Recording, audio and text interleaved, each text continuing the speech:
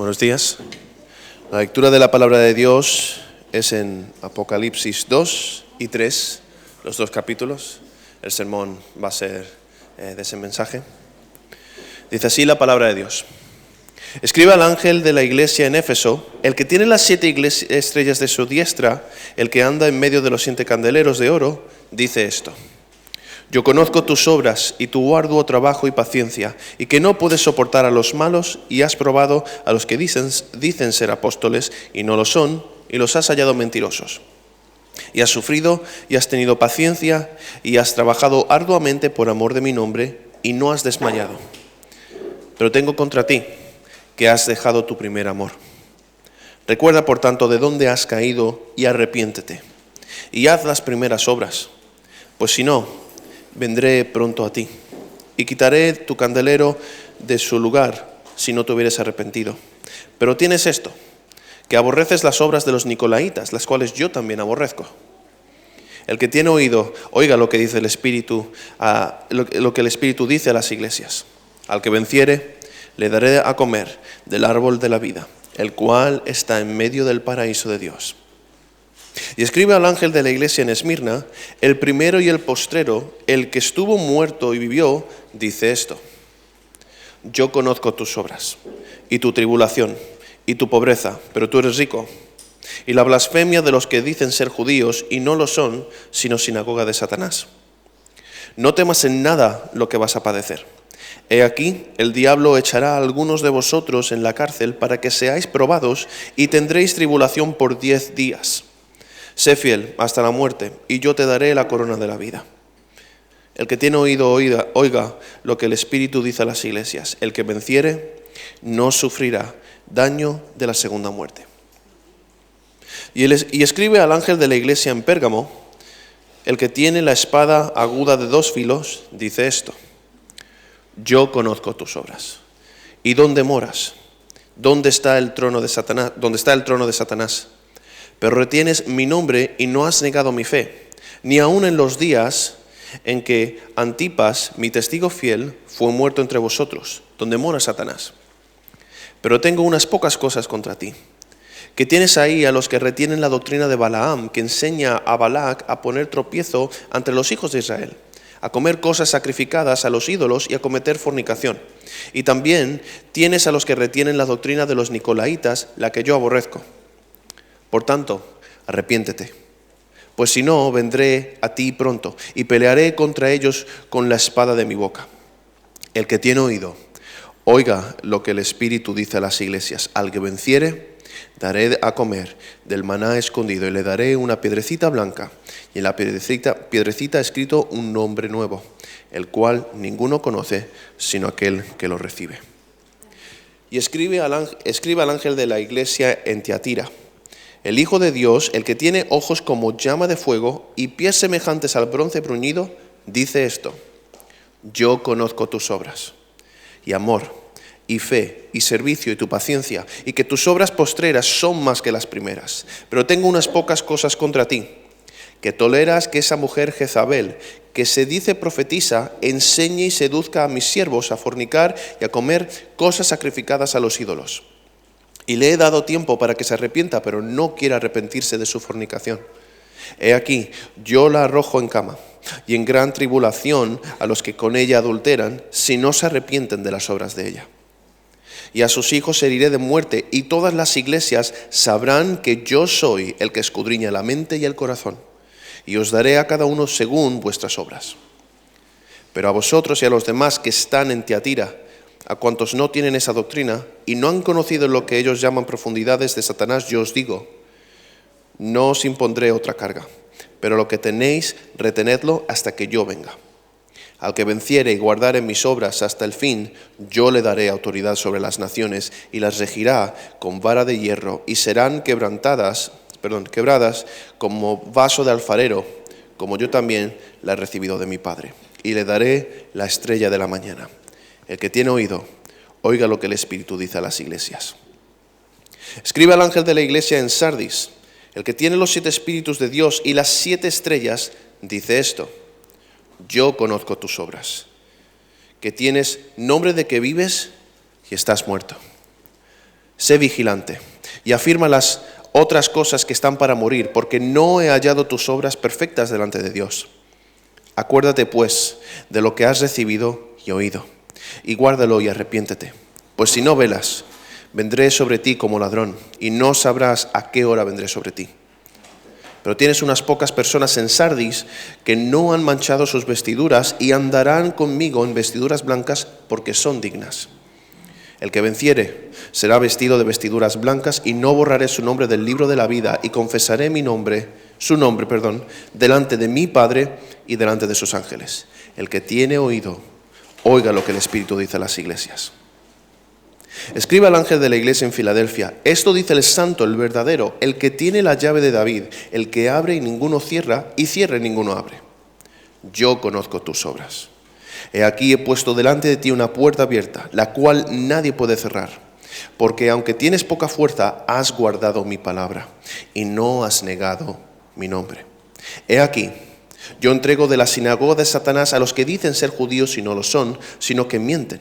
He aquí, yo haré que vengan y se postren a tus pies y reconozcan que yo te he amado. Por cuanto has guardado la palabra de mi paciencia, yo también te guardaré de la hora de la prueba que ha de venir sobre el mundo entero, para probar a los que moran sobre la tierra. He aquí, yo vengo pronto. Retén lo que tienes, para que ninguno tome de tu corona. Al que venciere, yo lo haré columna en el templo de mi Dios, y nunca más saldrá de allí. Y le escribiré sobre él el nombre de mi Dios, y el nombre de la ciudad de mi Dios, la nueva Jerusalén, la cual desciende del cielo de mi Dios, y mi nombre nuevo. El que tiene oído, oiga lo que el Espíritu dice a las iglesias. Y escriba al ángel de la iglesia en Laodicea: he aquí el Amén, el testigo fiel y verdadero, el principio de la creación de Dios, dice esto: yo conozco tus obras, que ni eres frío ni caliente. Ojalá fueses frío o caliente. Pero por cuanto eres tibio y no frío ni caliente, te vomitaré de mi boca. Porque tú dices: yo soy rico y me he enriquecido y de ninguna cosa tengo necesidad. Y no sabes que tú eres un desventurado, miserable, pobre, ciego y desnudo.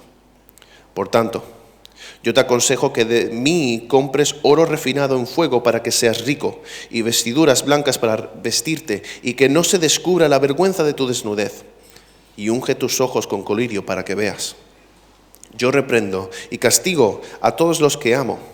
Sé pues celoso y arrepiéntete. He aquí, yo estoy a la puerta y llamo. Y si alguno oye mi voz y abre la puerta, entraré a él y cenaré con él y él conmigo. Al que venciere, le daré que se siente conmigo en mi trono, así como yo he vencido y me he sentado con mi Padre en su trono. El que tiene oído, oiga lo que el Espíritu dice a las iglesias. Esta es la palabra de Dios. Oremos.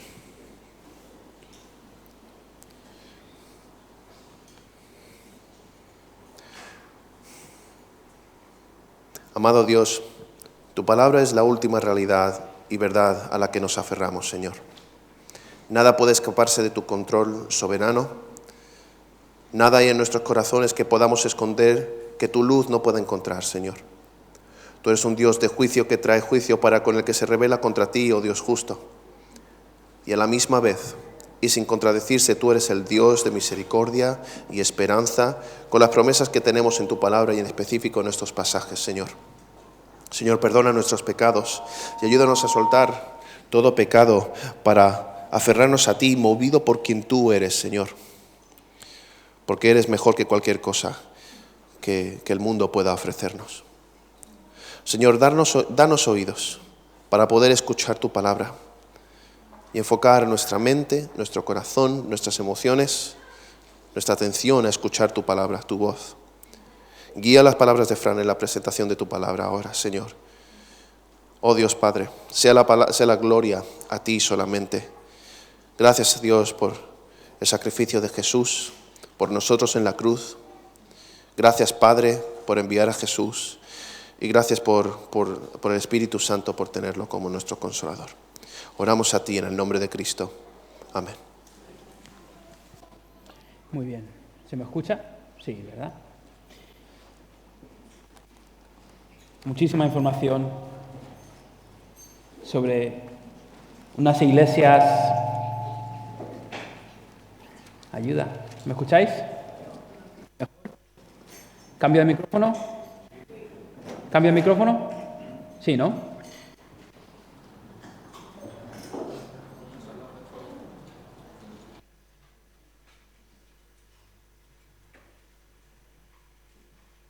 ¿Ahora? Bien. Como decía, muchísima información sobre iglesias en otro tiempo, hace unos 2000 años, en otro lugar del mundo. Y puede parecer que son realidades desconectadas a la nuestra, pero como quiero enseñaros hoy, no es así. Vimos el libro de Apocalipsis, su introducción la semana pasada, y Alberto nos dio unas bases fundamentales para entender de qué se trata este libro. Y básicamente lo que vimos en el capítulo 1 es una visión gloriosa de Jesús, que tiene un mensaje para sus iglesias.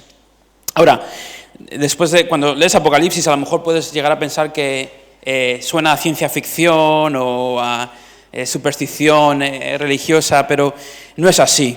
No es así. Me gusta lo que dice el profesor, el crítico literario C.S. Lewis, quien enseñó en Oxford y en Cambridge.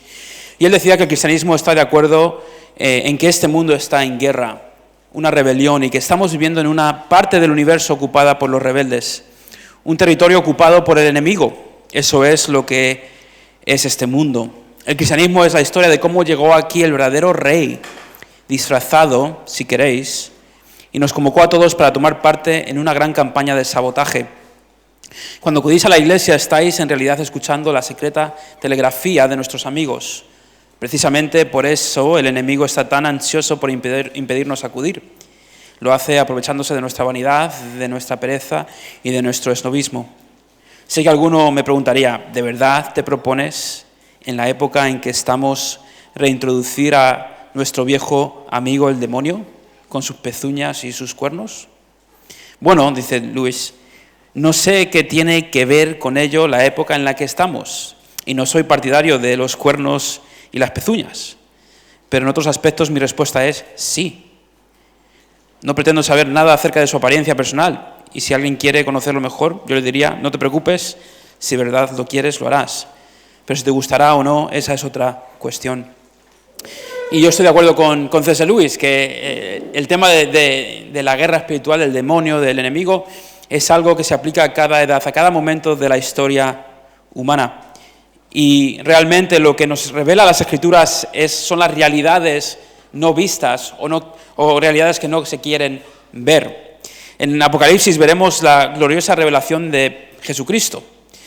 Y en este escrito, a estas 7 iglesias, nos revelarán de una forma apocalíptica la batalla campal que ha existido, que existe y que existirá entre el Cordero, Jesús, y el dragón, el diablo.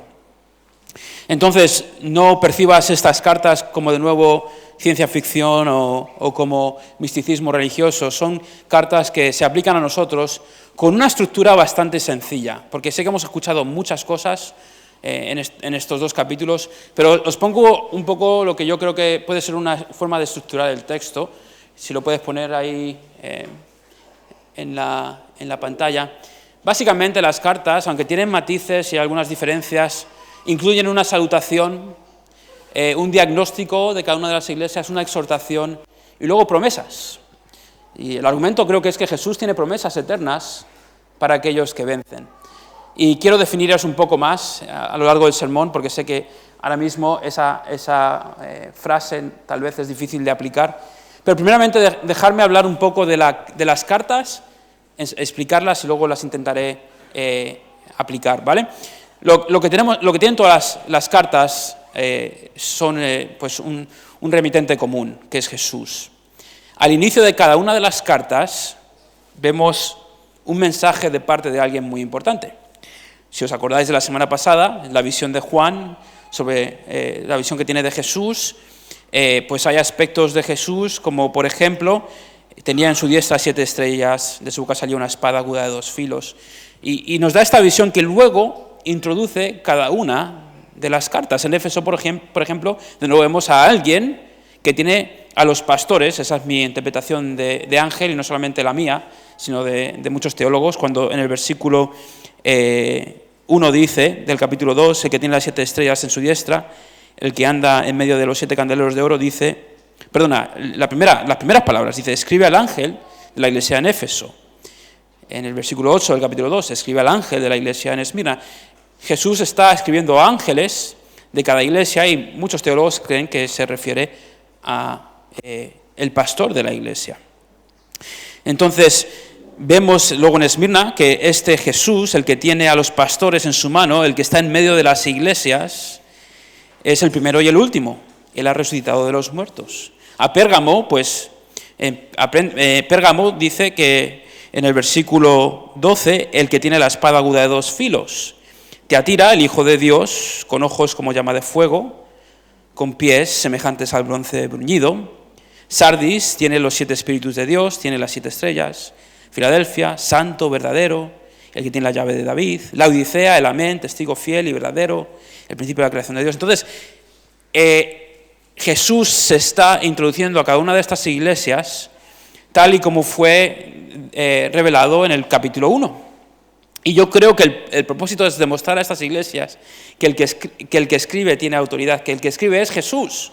Ahora, a lo mejor para ti, para mí, es fácil aceptar que Jesús es maravilloso, glorioso, pero recordar que estas iglesias apenas a lo mejor han pasado un poco más de medio siglo desde que Jesús estaba en una cruz ensangrentado.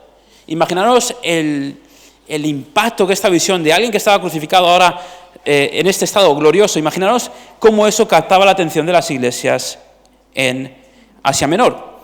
Bueno, ¿qué harías tú si alguien tan importante y glorioso te mandase una carta personal? Piensa en alguien que admiras, que ni siquiera le llega al talón a Jesús, pero piensa en alguien que admiras. Imagínate que te escribe una carta personal. Esto seguramente que captó la atención de las 7 iglesias. Pero no solamente es Jesús quien está hablando con las iglesias. No sé si os habéis dado cuenta, al final de cada una de las cartas dice, el que tiene oído, oiga lo que el Espíritu dice a las iglesias. Está hablando del Espíritu de Dios. El mismo Espíritu que está ahora mismo obrando en esta sala, a través de la letra que hemos cantado, de la palabra, a través de la cena del Señor. El Espíritu Santo está obrando, intentando captar el corazón de su iglesia. Y para estas 7 iglesias tenía unas palabras importantes. El que tiene oído, oiga lo que el Espíritu dice a las iglesias. Entonces tenemos a Jesús, a su Espíritu, hablando a las iglesias. Y hay algo impresionante en estas 7 cartas, es que el remitente no solamente es alguien glorioso, sino que es alguien cercano a las iglesias. ¿Os habéis dado cuenta que a las 7 iglesias dice, yo conozco?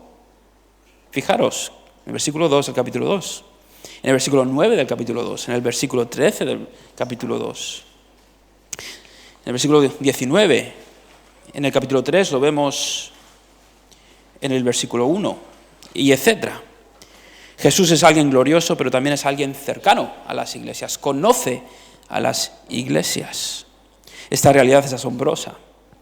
La persona más importante de la historia de la creación, la historia desde la eternidad hasta la eternidad, conoce a su iglesia. Hablaremos más de esto al final. Entonces, vemos quién es el remitente. Ahora vemos los destinatarios de esta carta. Y el destinatario principal es el ángel de cada iglesia, es decir, desde mi punto de vista, el pastor de cada iglesia. Ahora, los que estáis en grupos comunitarios y estáis estudiando Eclesiastés, veréis creo que hay una conexión interesante. En el Eclesiastés 5:6 vemos una palabra también que en hebreo se escribe malak, que habla de un mensajero de Dios, un ángel, pero también se usaba para los profetas, sacerdotes o maestros. Y en Apocalipsis, capítulo 2:1, la palabra que vemos es, si recuerdo bien, ángelos, que la definición de Strong's es un mensajero, por implicación un pastor. Parece ser, creo yo, que el Señor Jesús está hablando con cada uno de los pastores de estas iglesias. Pastores que a lo mejor no estaban involucrados en lo bueno o en lo malo, pero que tenían responsabilidad directa o indirecta con lo que estaba sucediendo en cada una de estas iglesias. Lo que estaba sucediendo en las congregaciones incumbe al pastor. Pero también la congregación es destinataria de estas cartas, porque, como hemos visto, sí, Cristo se dirige al ángel, pero el Espíritu quiere hablar a la iglesia. El Espíritu de Dios escribiendo a iglesias. Pero también esta carta es para individuos, porque el llamado a vencer es un llamado individual, al que venciere. Entonces hay una realidad corporal de la cual no podemos escapar. Los creyentes pertenecemos a iglesias, eso es como Dios ha diseñado su familia. Ningún cristiano debe tener un cristianismo individualista, separado de una comunidad, pero que al fin de la historia, cuando seamos juzgados, tú darás cuenta por ti. No podrás decir, pero es que la culpa es de Fran o de Dani. No, cada creyente será responsable delante del Señor, pero hay unas realidades también como iglesia que son importantes y como pastores tenemos una responsabilidad especial.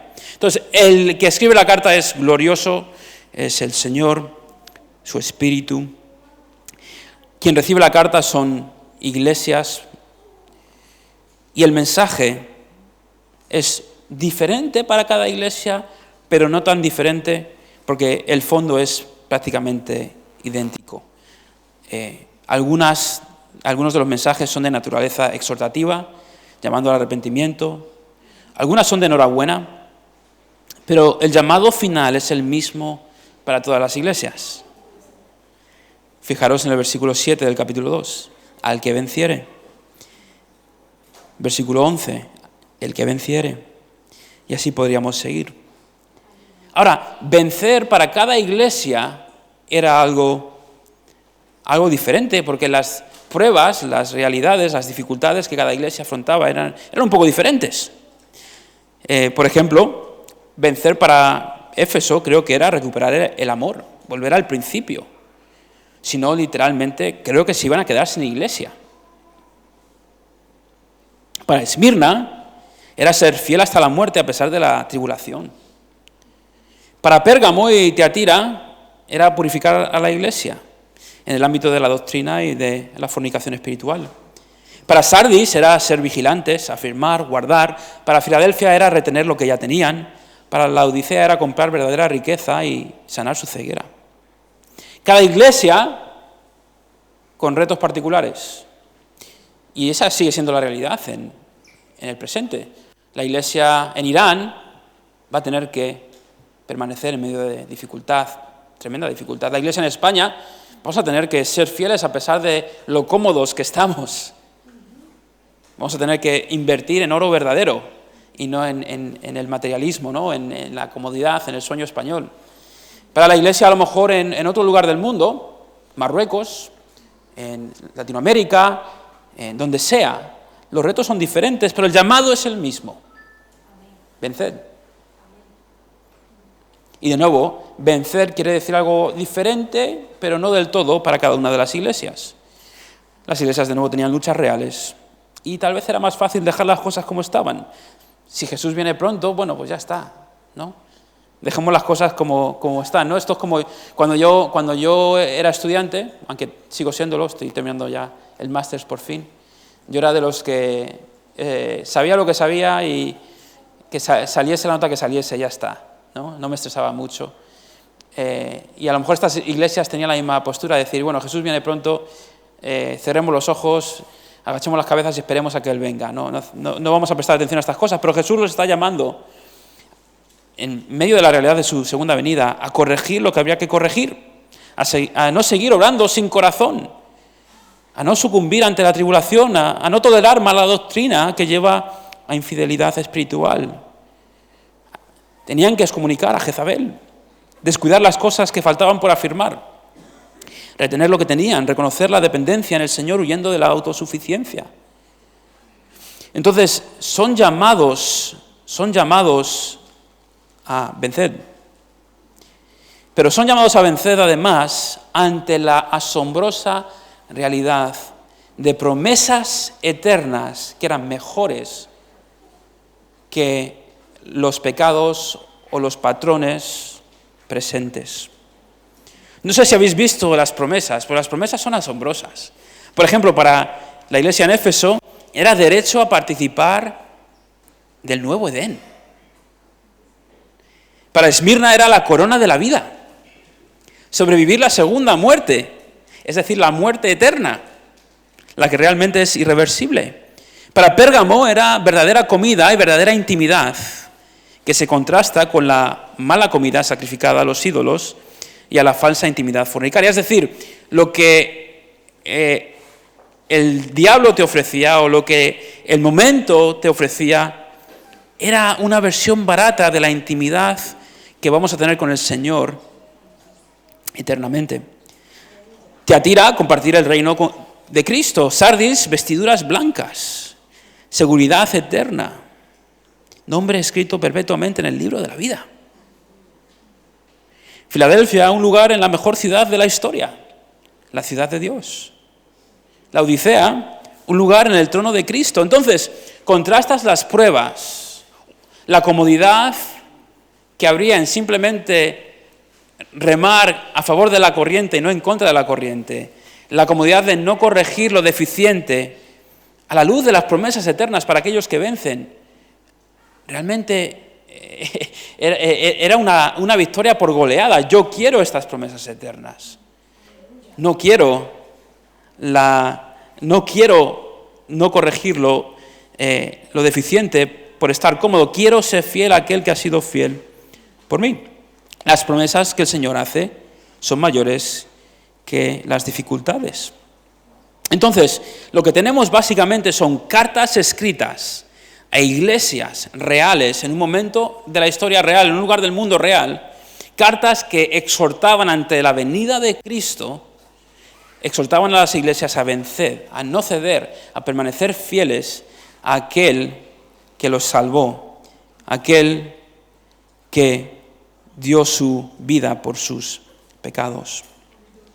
Esa es una explicación resumida de las 7 cartas. De nuevo, hay aspectos culturales, conexiones con las ciudades, hay referencias al Antiguo Testamento, por ejemplo, dan nombres como Balac, como Balaam, como Jezabel, y esas son conexiones que nos hacen enlazar las cartas con otros momentos de la revelación divina. Tenemos los Nicolaitas, y hay muchas cosas que podríamos explicar. Y yo os animo a estudiarlo, si podéis. Hay muchos buenos recursos sobre Apocalipsis, estudiarlo con tranquilidad y profundizar. Pero lo que es importante, creo que lo que te debes llevar a casa es que cada iglesia tiene retos mientras que esperamos la venida de Cristo. Y que Jesús nos llama a vencer en medio de estos retos. Jesús nos demuestra que hay una guerra espiritual, que hay unas realidades espirituales que tal vez no se ven o se perciben, pero que la guerra espiritual está sucediendo y que aquellos que vencen tienen promesas preciosas, prometidas al final. Ahora, la gente especula, bueno, y la iglesia yo por ejemplo crecí en un contexto donde cada iglesia representaba una era de la iglesia histórica. No sé si te acuerdas. ¿Se acuerda? Entonces, por ejemplo, la Odisea era la iglesia de los últimos tiempos.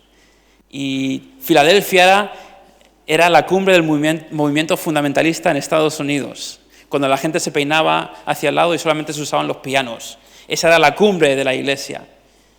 Hay muchas lecturas espectaculares y con poca base bíblica. Lo que yo creo que Jesús nos está diciendo es: vengo pronto, hay oposición, permanecer fieles, porque yo venceré. Y porque yo venceré, los que son míos también vencerán. Ahora, voy a aplicarlo un poquito más. Tengo buenas noticias y tal vez para algunos noticias aterradoras. Jesús conoce perfectamente a su iglesia. Él sabe lo bueno y sabe lo malo. Esas son buenas noticias. Pero también son noticias que nos deben llenar de sobriedad y decir, ok, no estamos simplemente en una religión, no somos parte de una secta. No, esta es la iglesia del Señor y el Señor está en medio de su iglesia, aun cuando no lo parece. En cada momento de la historia, Jesús conoce a su iglesia, el corazón de su iglesia, sabe lo bueno y lo malo, sabe por lo que estamos pasando, sabe si estamos haciendo concesiones doctrinales, teológicas, conoce nuestras luchas particulares, sabe lo que hay más allá de la superficie, lo que nadie ve. ¿Os habéis fijado? Por ejemplo, a Esmirna, en el capítulo 3, en el capítulo 2, perdona, capítulo 3, versículo 17, no es Esmirna, es... lo tengo mal apuntado, es el capítulo 2. Les dice, en el versículo 9, yo conozco tus obras y tu tribulación y tu pobreza, y entre paréntesis dice, pero tú eres rico. Todo el mundo pensaba que la iglesia en Esmirna era pobre, porque solamente veían la superficie, pero Jesús les llama ricos. Ricos. ¿Por qué? Porque Jesús veía lo que nadie más veía. Fijaros en el capítulo 3, versículo 1, dice, al final dice, yo conozco tus obras, que tienes nombre de que vives y estás muerto. A la Odisea le dice, en el versículo 17, porque tú dices, yo soy rico y me he enriquecido y de ninguna cosa tengo necesidad, y no sabes que tú eres un desventurado, miserable, pobre, ciego y desnudo. Es decir, la iglesia en la Odisea, por contraste, se sentía bien, autosuficiente, pero Jesús ve otra cosa. Los ve como desventurados, miserables, pobres, ciegos y desnudos. Jesús sabía que la iglesia en Éfeso era muy fiel, sí, trabajaba mucho, no toleraba la falsa doctrina, muy bien todo. La iglesia de Éfeso parece la iglesia perfecta. Creen bien y obran bien. Pero su corazón no estaba ahí. Era mera religiosidad. Legalismo puro y duro. Y Jesús lo ve. Y Jesús lo exhorta. Porque Jesús no solamente quiere que nos portemos bien y que creamos bien. Jesús quiere nuestro corazón, iglesia. Entonces, Jesús nos conoce. Podemos engañar a quien sea, pero a Jesús no le podemos engañar. Tú puedes tener una buena apariencia, venir todos los domingos, tener tu familia en orden y tener un corazón más frío que Alaska. Jesús ve eso y te está llamando a arrepentirte. Tal vez tus concesiones son más teológicas, estás empezando a dudar de cosas que son básicas para el cristianismo, como la divinidad de Cristo, como el juicio eterno. Arrepiéntete, Jesús también sabe eso. Tal vez estás flirteando con el pecado, estás empezando a pensar que, bueno, tal vez esto no está tan mal, ¿no? Y Jesús te está llamando al arrepentimiento. Jesús nos está llamando al arrepentimiento. Me incluyo porque Jesús nos conoce. Él sabe lo que está sucediendo en cada una de sus iglesias.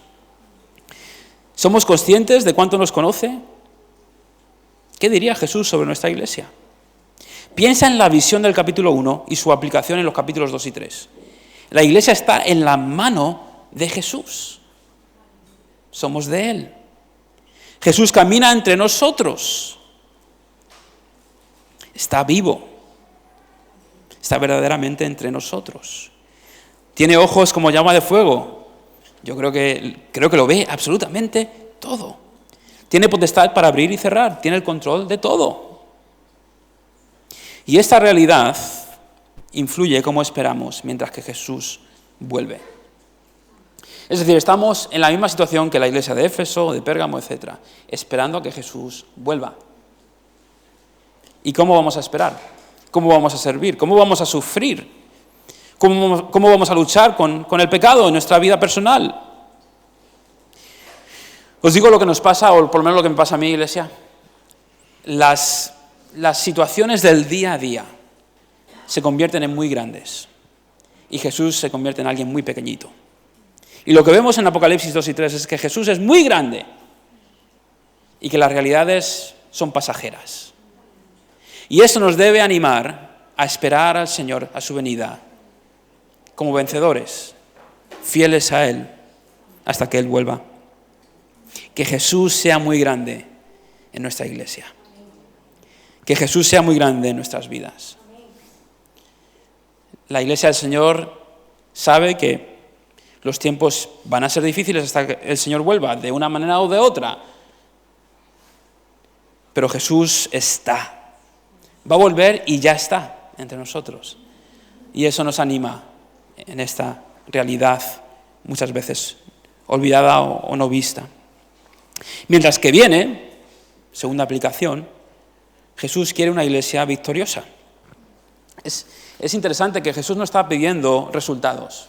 Yo no veo ningún lugar donde ponga, ¿por qué no va más gente a la iglesia?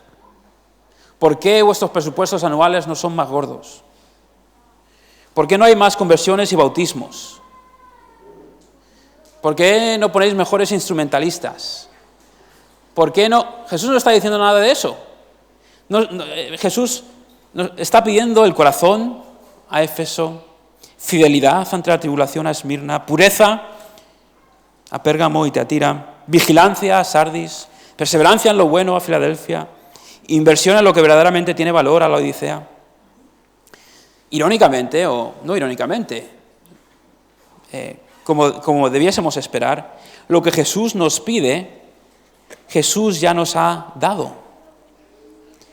Jesús nos amó. La palabra dice, los amó hasta el fin, hablando de sus discípulos. Jesús fue vigilante, ¿os acordáis? En la pasión todos dormían y Jesús sufría por nosotros. Jesús, por supuesto, que ejerció pureza en todos los sentidos, no llegó a pecar. Y en cuanto a la religión vacía, ¿os acordáis cómo trataba a los fariseos, a la institución no religiosa de su tiempo? Es decir, Jesús nos pide algo que Él ya afrontó por nosotros, que estas pruebas Él ya las pasó por nosotros.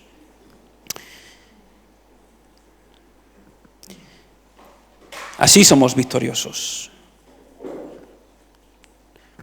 recuperando la verdadera religión, aquella que nace del corazón, siendo fieles en medio de las dificultades, en medio de la tribulación, sea una enfermedad, sea una persona, sea una situación económica, sea lo que sea. Jesús fue fiel a nosotros, podemos serle fiel. Pureza, vigilancia, etcétera, etcétera, etcétera. Esto quiere decir ser victoriosos. El cristianismo no nos llama a quitarle la vida a otros. El cristianismo no nos llama a hacer cosas locas. Jesús simplemente nos llama a serle fiel. Somos su esposa. Y Él es digno de esta fidelidad.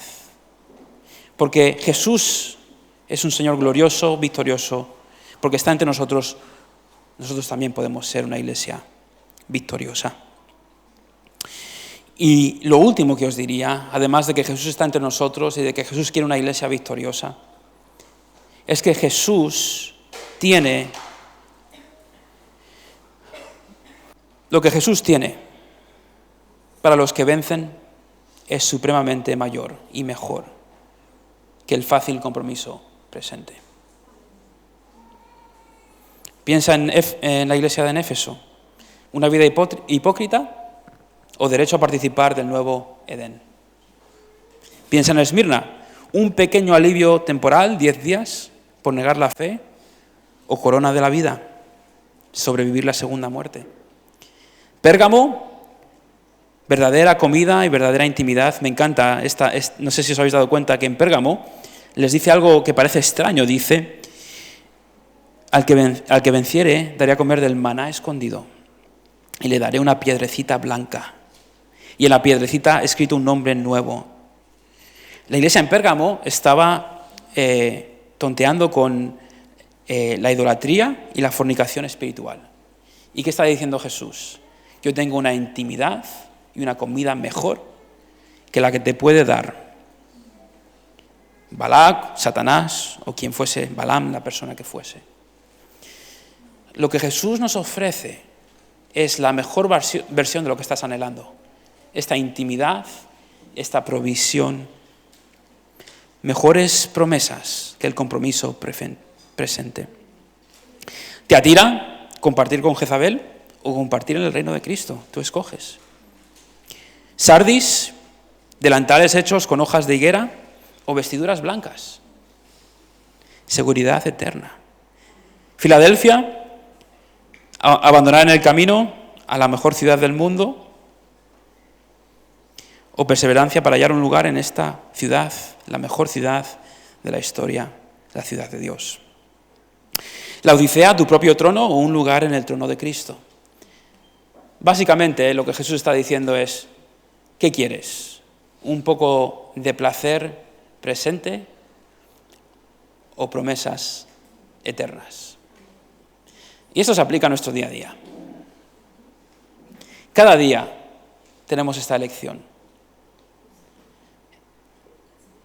Sí, tenemos que escoger entre lo que el Señor nos ofrece o lo que nosotros queremos, el mundo ofrece, con lo que el diablo nos tienta. Y cuando intercambiamos lo que el Señor nos da por otras cosas, intercambiamos la mejor versión de lo que estamos buscando por sustitutos pasajeros. He encontrado muchísimas ilustraciones sobre este tema y no sé ni cuál usar. Por lo tanto, voy a usar dos. ¿Alguien aquí ha escuchado de la venta del tesoro de Guarrazar? ¿Nadie? Bien. En el siglo XIX, en el municipio de Guadamur, Toledo, unos campesinos descubrieron un impresionante tesoro oculto que incluía las coronas de reyes visigodos y joyas de oro incrustadas con piedras preciosas. ¿Qué hicieron los campesinos con este tesoro? Se lo vendieron por un precio irrisorio a los franceses. El intercambio de estas joyas de enorme valor cultural por sumas insignificantes ha sido considerado una gran pérdida patrimonial para España.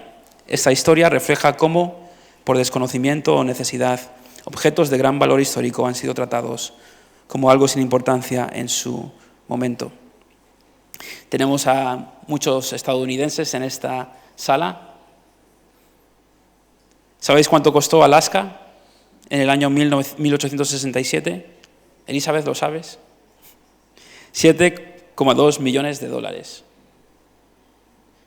En aquel momento muchas personas criticaron la compra, llamándola la locura de Seward, quien negoció el trato. La mayoría creía que Alaska era un territorio inútil, frío, remoto y sin valor económico aparente. Con el tiempo, Alaska demostró ser increíblemente valiosa. Se han encontrado depósitos de oro, petróleo, etc. Es interesante que desde la perspectiva rusa, en aquel momento la venta fue un intento de deshacerse de un territorio difícil de defender. Pero en retrospectiva, se perdió una región de incalculable valor por una cantidad de dinero que ahora parece insignificante. ¿Por qué os doy estos ejemplos? Solamente para intentar aterrizar el avión y deciros que nosotros cada día tendremos que decidir qué vale más, Cristo y sus promesas futuras y el deleite presente también, porque Cristo es maravilloso ya, hoy, o concesiones, compromisos fáciles presentes. Esa es la decisión que tomamos día tras día como Iglesia del Señor.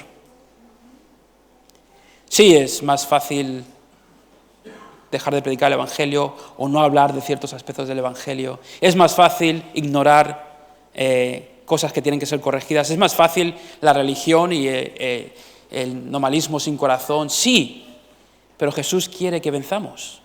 Y las promesas que da a aquellos que vencen son incomparablemente mayores que ceder mientras que esperamos la venida de nuestro Rey.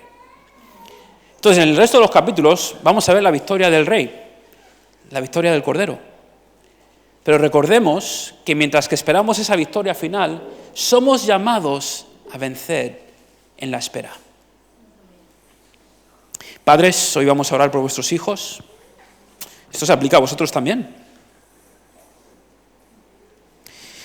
Porque la crianza no es fácil. La crianza es imposible sin el Señor y su Evangelio. Seréis tentados a buscar atajos moralistas y religiosos. Yo te diría, no lo hagas. Cultiva el corazón de tus hijos. Serás tentado a poner los intereses económicos antes que los eternos. Trabajar más para estar menos, pero poder dar más. Poner a la iglesia, al Señor, en segundo lugar, tercer, cuarto, quinto, sexto lugar. No lo hagas. Vence, sé fiel.